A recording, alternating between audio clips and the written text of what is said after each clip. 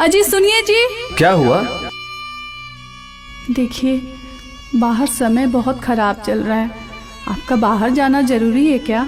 अरे पगली, हम बाहर जाएंगे नहीं, कमाएंगे नहीं तो गाड़ी और घर का किस्ती कैसे जमा होगा?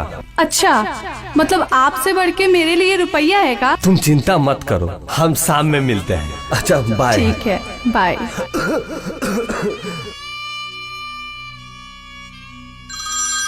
पापा।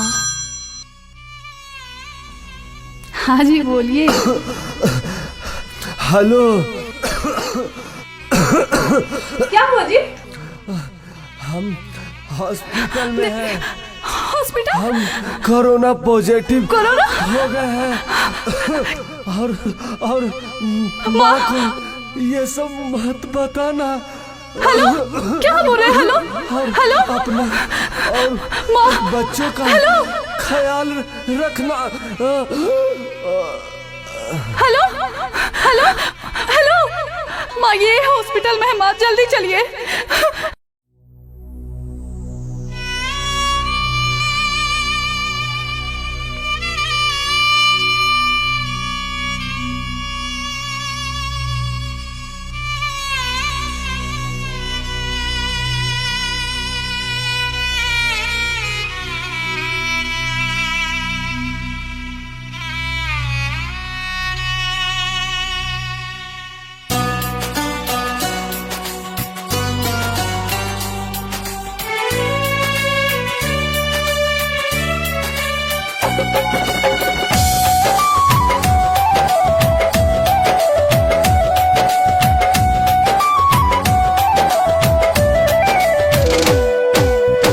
दुश्मन करो नवा लेत बाबे जनवा दिले बताबाही मचाए।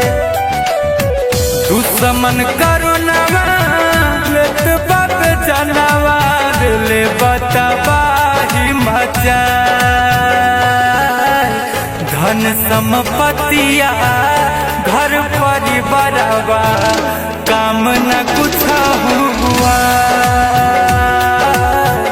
धन संपत्तिया घर परिवारवा काम न कुछ हुआ। कैसन समैया आहिल बाया भैया, भैबे में सटे नहीं भाई। कैसन समैया आहिल बाया भैया, भैबे में सटे नहीं भाई। धन संपत्तिया घर परिवारवा काम न कुछ हुआ। धन संपत्तिया घर परिवारवा काम न कुछ हुआ।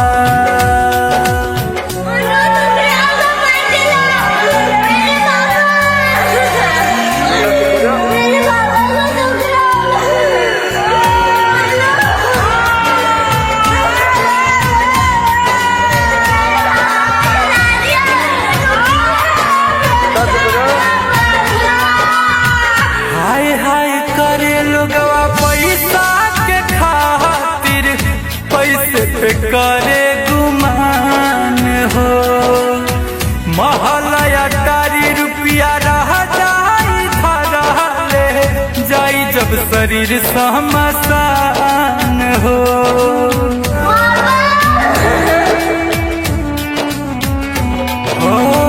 हाय हाय करे लगवा पैसा के खातिर, पैसे पे करे गुमान हो।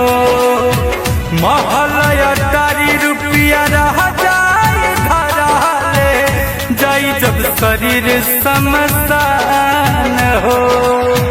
पैरवी पहुँच चाहे के तनो लगाई बात चली न कवनो पार। पैरवी पहुँच चाहे के तनो लगाई बात चली न कवनो पार। धन संपत्तिया घर परिवारवा काम न कुछ हुआ। संपत्तिया घर परिवारवा काम न कुछ हुआ।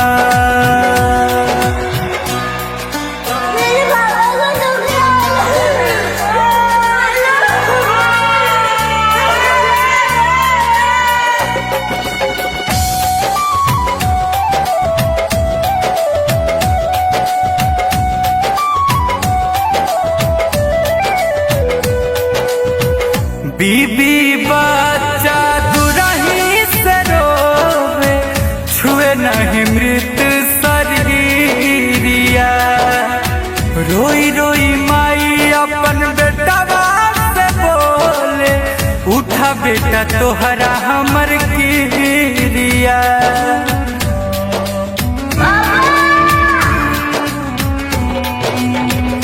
बीबी बच्चा दुरही रोवे छुए नहीं मृत शरीरिया। रोई रोई माई अपन बेटा से बोले उठा बेटा तोहरा हमर किरिया। अमना लबेला गुंजन मारू सबका के समझा। अमना लबेला गुंजन शिशिर सबका के समझा। धन संपत्तिया घर परिवारवा काम न कुछ हुआ। धन संपत्तिया घर परिवारवा काम न कुछ हुआ।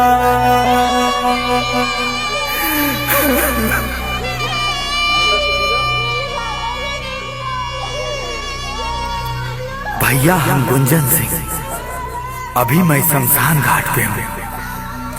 यह गाना मैं एक सच्ची घटना पे बनाया हूँ। ये भयावह दृश्य देखकर मेरा अंतरात्मा रो रहा है।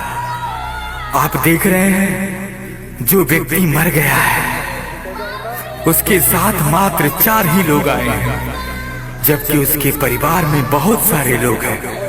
इसलिए हम आप सबों से हाथ जोड़कर विनती कर रहा हूँ, कृपया घर से बाहर ना निकले। अपने और अपने परिवार का ख्याल रखें। कोरोना बीमारी सच में बहुत ही घातक रूप ले चुका है। आपके परिवार को आपका बहुत जरूरत है।